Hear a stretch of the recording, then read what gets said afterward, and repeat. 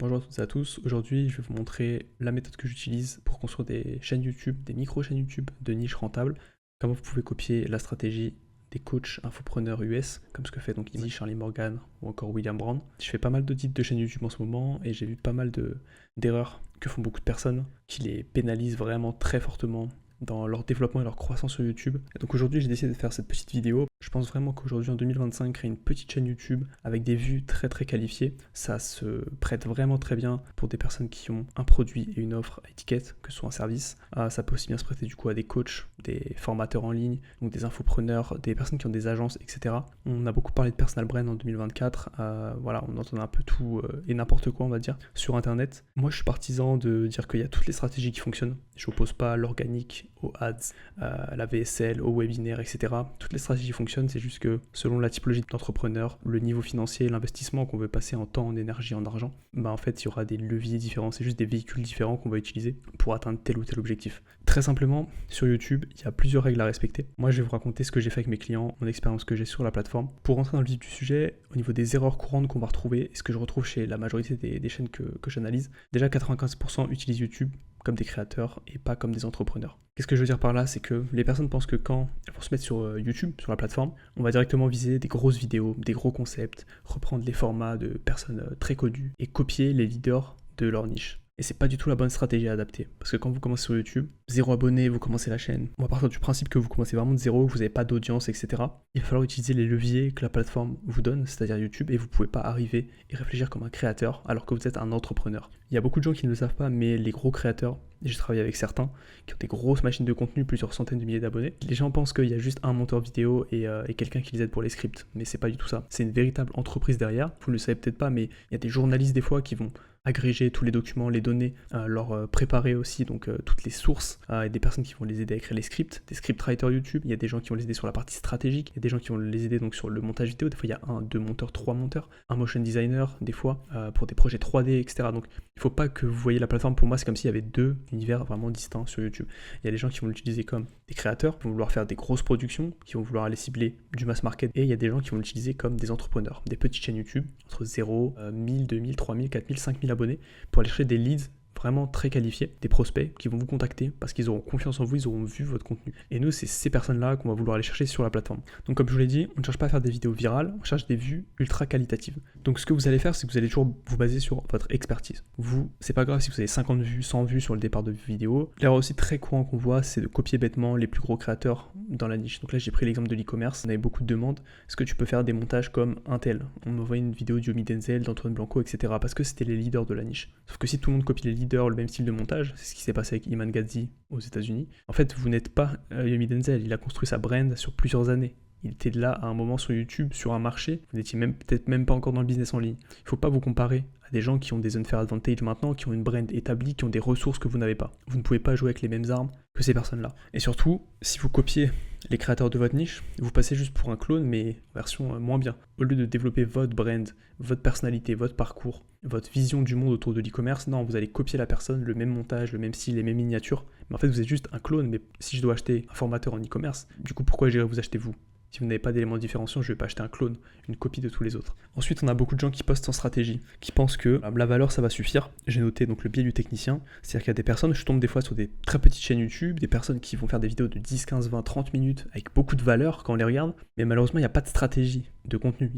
On n'a pas structuré la chaîne pour avoir des contenus qui vont aller toucher une plus large audience, des contenus qui vont rassurer l'audience, des contenus qui vont convertir l'audience. On n'utilise pas les leviers qu'on verra plus tard, mais le packaging YouTube, c'est-à-dire les titres et les miniatures pour donner envie de cliquer. Le premier hook, c'est pas le script, c'est vraiment la miniature. Si on clique pas sur votre combo titre miniature, vous avez déjà perdu. Et donc ça, c'est vraiment super important à comprendre. Vous pouvez faire des vidéos de valeur. Si vous mettez encore des miniatures Canva comme en 2015, ça va être très compliqué d'aller chercher. Il y a toujours des contre-exemples. Mais il ne faut pas tomber dans ce biais-là de c'est bon, la valeur va suffire et les gens vont me connaître. Non, il faut utiliser une stratégie, que vous sachiez quelle vidéo poster, dans quel but, quelle audience vous allez attirer. Donc ça, c'est vraiment super important. Et donc comme je l'ai mis, c'est lié à ce point-là, donc c'est que vous ne travaillez pas votre packaging. Comme je l'ai dit, premier hook de votre contenu. On ne cherche pas la viralité, d'accord, mais si on peut faire plus que 10 vues, c'est toujours mieux si on peut avoir 100, 200, 300, 500, 1000 vues qualifiées pour le début de la chaîne. C'est vraiment très important. C'est assez contre-intuitif, mais sur YouTube, de ce que j'ai remarqué avec mes clients, c'est que les vidéos qui vont être le moins bien notées par YouTube comme étant les pires vidéos, vos pires démarrages, le pire nombre de vues, souvent c'est des contenus qu'on a créés comme des contenus de vente, des contenus en bas de funnel. Et en fait, c'est des vidéos qui intuitivement donc, ne sont pas vraiment mises en avant par la plateforme parce qu'elles ont été pensées et réfléchies pour toucher une audience très spécifique de prospects qui sont prêts à acheter. Et donc ces vidéos qui vont faire le moins de vues, finalement c'est là que se trouve l'argent et la valeur que vous allez pouvoir retirer pour vendre votre offre ou votre service. Mais du coup, comment ça marche? Vous allez me dire, c'est assez contre-intuitif, le but c'est d'avoir le plus de vues. Non, le but c'est de faire les bonnes vues, qualifiées, et de parler aux différents niveaux de conscience de votre avatar. Je vous ai remis l'échelle des niveaux de conscience de Eugene Schwartz, qui est un ancien marketeur et copywriter. Et finalement, on peut définir les niveaux de votre prospect avec ces différents stades d'attention. Vous avez des personnes qui vont être unaware, donc qui connaissent pas du tout votre solution, qui connaissent même pas la solution à leur problème, qui pensent même pas qu'ils ont un problème. Des personnes qui ensuite vont comprendre qu'ils ont un problème. Alors, j'ai un problème, je veux gagner de l'argent sur Internet. Il va se renseigner sur les différentes solutions qui existent à ce stade-là. C'est-à-dire que la personne connaît les solutions qu'il y a sur le marché. Vous allez vouloir donc que votre prospect il tombe sur votre produit. Dans votre vidéo, vous allez parler de votre produit, vous allez parler de votre service, vous allez le mettre en avant, dire pourquoi il est unique, qu'est-ce que vous pouvez apporter au prospect. Il a conscience que votre solution elle existe et maintenant votre but c'est de faire passer au niveau most aware, c'est-à-dire votre solution, votre produit, votre service, c'est la meilleure option pour lui à l'instant T. Et c'est là que la vente va se faire. Donc pour schématiser votre chaîne YouTube, son but c'est exactement ça. Et vous voyez que la pyramide elle a des niveaux de conscience différentes. Du coup vous ne pouvez pas aborder tous vos contenus en parlant directement au niveau most aware. C'est ça aussi une erreur que je vois beaucoup. Vous, votre but, c'est pas d'avoir une chaîne au grand public. Vous pouvez enlever le niveau unaware. Par exemple, sur cette chaîne, les personnes qui peuvent être intéressées, des personnes qui veulent créer un canal d'acquisition organique avec YouTube, le développer, avoir plus de leads, des leads extrêmement qualifiés et donc monétiser fortement leur chaîne YouTube. Je parle directement à des gens qui connaissent les solutions qui sont sur le marché. Pour faire de l'acquisition, on peut faire de l'acquisition outbound, on peut faire de la publicité, on peut être présent sur Instagram, on peut être présent sur YouTube, on peut mettre en place un écosystème multicanal. Il y a énormément de solutions.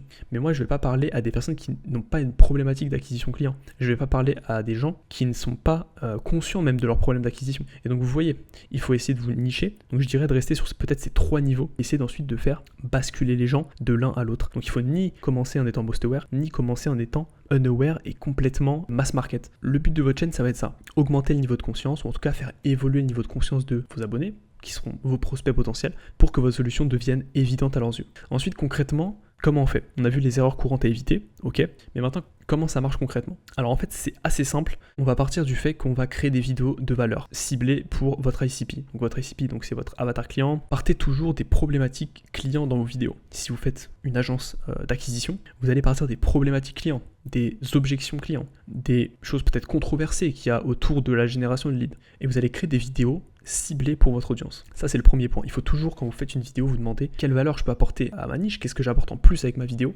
qu'est-ce qui peut être pertinent pour l'audience. Ensuite, fondamentalement, vous allez devoir être régulier avec la régularité, le temps. Vous allez faire des itérations sur YouTube, vous allez gagner des abonnés. Ces abonnés vont être qualifiés, comme on l'a dit, parce que vous n'avez pas atteint des touristes avec votre vidéo, vous allez attirer des bonnes personnes. Et ça vient du fait que vous avez travaillé en amont vos titres, votre miniature et votre angle de vidéo. Comment vous allez la packager. Ensuite, dans vos vidéos, au fur et à mesure du temps, vous allez faire des CTA simples avec une redirection vers landing page ou votre offre directement pour essayer de les convertir. Moi, je suis d'avis que si vous avez une petite chaîne YouTube, c'est pour créer une proximité, des éléments de réassurance avec votre audience et pouvoir vendre assez facilement. Ce qui est génial avec cette stratégie, c'est que votre audience vous connaît et du coup, c'est même plus des appels de closing finalement, c'est est-ce que la personne elle est prête à s'engager avec vous ou non pour que vous puissiez l'aider en fait. Une fois que la confiance est installée, c'est finalement juste une question de temps et potentiellement de budget selon l'offre que vous vendez. Donc, redirection simple, landing page si vous voulez, offre. Vous pouvez aussi capturer les emails, faire de l'email marketing, etc. Il y a plein de stratégies, mais globalement, vous faites une redirection, un appel à l'action simple, et ensuite, soit la personne achète, c'est génial, vous l'onboardez, vous délivrez et vous faites l'offboarding, ou si la personne n'achète pas,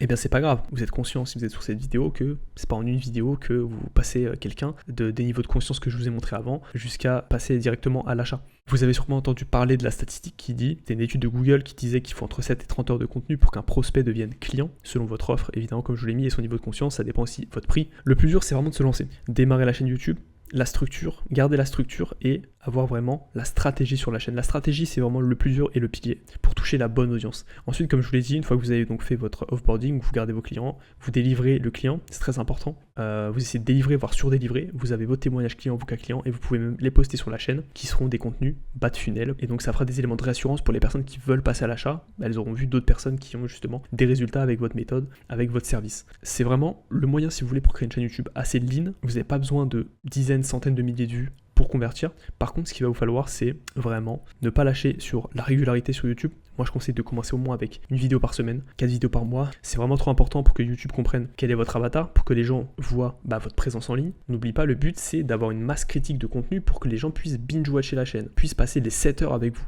Donc si vous mettez une vidéo tous les 3 mois, vous comprenez bien que ça n'a pas vraiment d'intérêt, c'est toujours mieux que rien évidemment, mais le but c'est vraiment de mettre le plus de contenu de valeur possible pour que on puisse arriver devant votre vitrine, votre chaîne YouTube, et on puisse se balader de contenu en contenu. Vous êtes peut-être déjà tombé sur les chaînes de créateurs, ça m'est déjà arrivé, je découvre la chaîne d'un créateur américain, je découvre une vidéo avec énormément de valeur, et qu'est-ce que je fais? Je commence à regarder 2, 3, 4, 5 vidéos, et je me dis, c'est fou la valeur qu'il donne dans ces vidéos, et là je regarde quel est son tunnel de vente, etc. Et si j'ai une solution à un problème, je vais potentiellement acheter chez cette personne, parce que je l'ai trouvée ultra pertinente, il y a des résultats clients, il y a des éléments de réassurance. Ensuite, point suivant, la pertinence des vidéos pour la cible. Et ça, c'est vraiment, il faut vraiment comprendre que la réflexion sur ces vidéos, elle doit vraiment se faire en amont. Évidemment, toutes les vidéos ne vont pas partir justement virales, c'est pas le but, mais quand je dis réfléchir, c'est toujours se demander, ok, j'ai fait cette vidéo, est-ce que ça intéresse ma cible? Est-ce que ça leur parle? Est-ce que ça touche leur douleur? Est-ce que ça touche leurs problématiques? Si oui, alors vous êtes sur la bonne voie, vous continuez. Et si vous avez déjà des audiences présentes sur Instagram, etc., si vous pouvez accumuler de la data,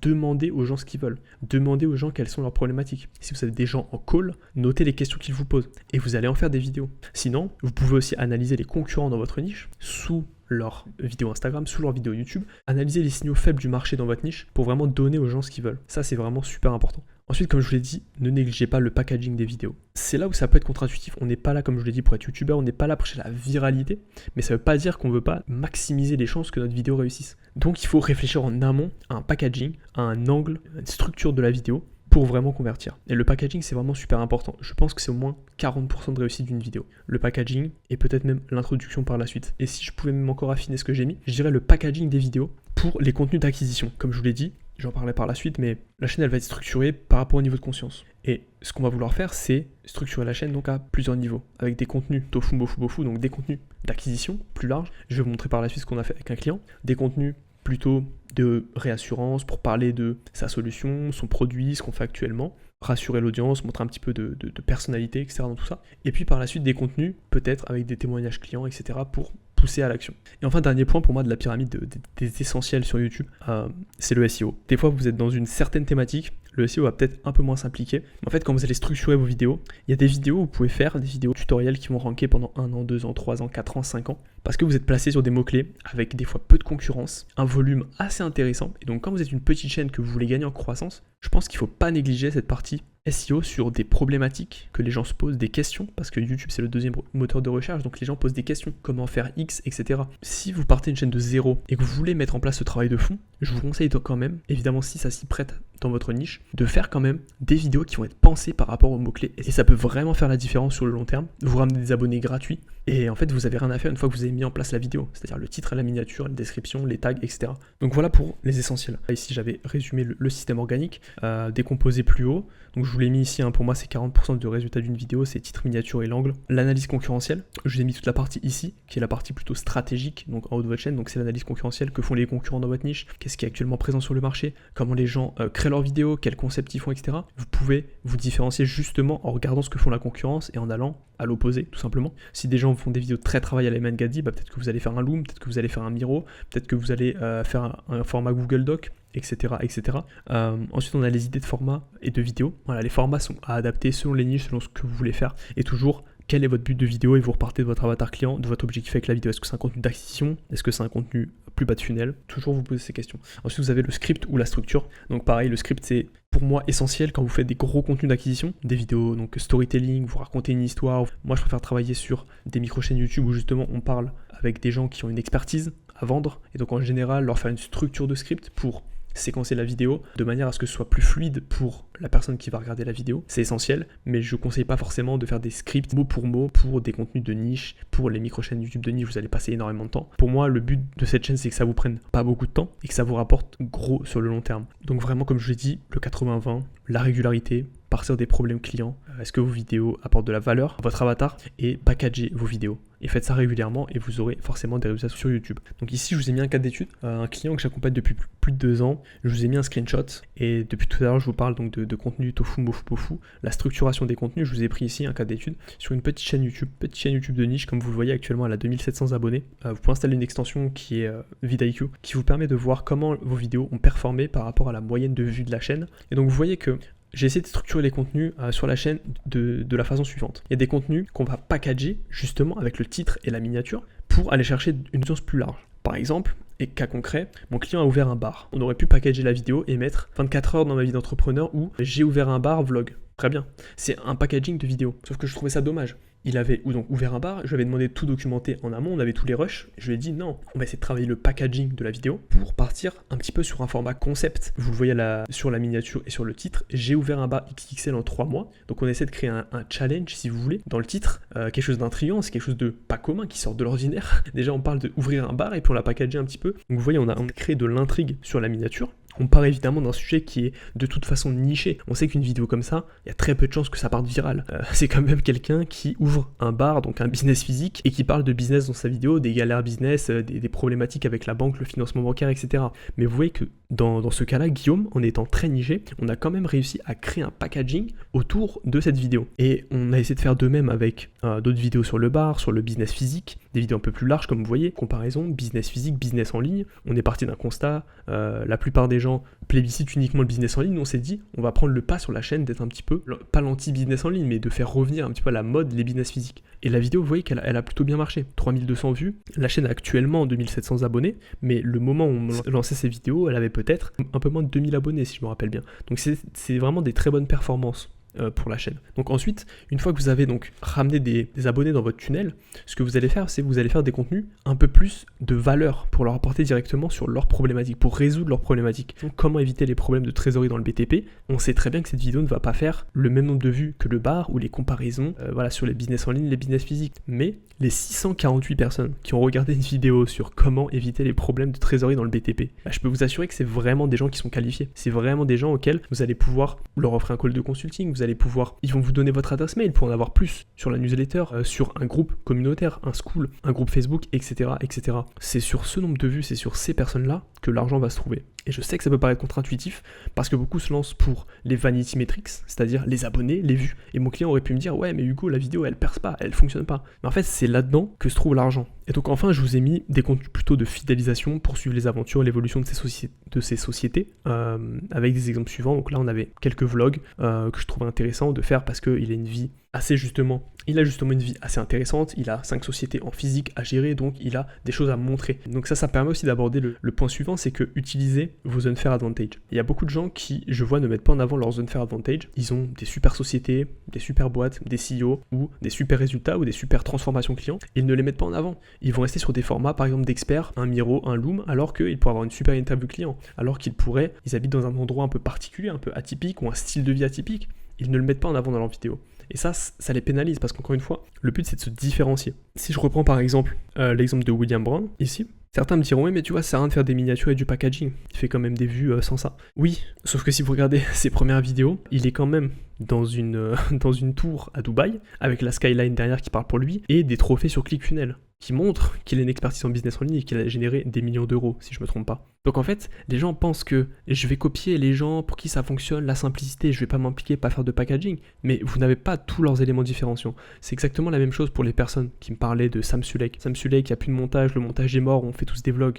Mais est-ce que tu es Sam Sulek ? Il faut se poser la question aussi, est-ce que tu as le X-Factor ? Est-ce que tu as quelque chose d'exceptionnel à raconter ? Peut-être pas. Donc il faut jouer avec ses armes, évidemment, mais il faut pas aussi copier les créateurs bêtement, il faut comprendre ce qui a marché sur la plateforme. Si je devais résumer un petit peu cette vidéo, restez sur les facteurs que j'ai énoncés ici, régularité, pertinence, packaging, SEO, évitez les erreurs dont on a parlé au début de la vidéo et pensez stratégie globale sur votre chaîne YouTube. J'attaquerai plus en détail dans d'autres vidéos, les types de formats, les miniatures, les packaging, en fait, tous les points que, globalement, j'ai notés ici. Je pense que je les aborderai dans de prochaines vidéos pour vraiment faire en sorte que vous puissiez lancer votre chaîne de niche ou si vous avez déjà une chaîne YouTube, la faire vraiment plus performer et donc aller chercher plus d'argent avec cet écosystème. Évidemment, cet écosystème, vous pouvez le greffer avec un écosystème d'ads, avec du retargeting, pareil, il y a plein de solutions. Donc je pense que j'en ferai d'autres vidéos. Voilà, dites-moi en commentaire si ça vous intéresse et surtout si vous avez aimé la vidéo, n'hésitez pas à vous abonner, en apprendre encore plus sur YouTube, sur le développement de micro-chaînes YouTube, de niche et comment on monétise ce genre de chaîne. Je vous souhaite une très bonne journée et je vous dis à la prochaine.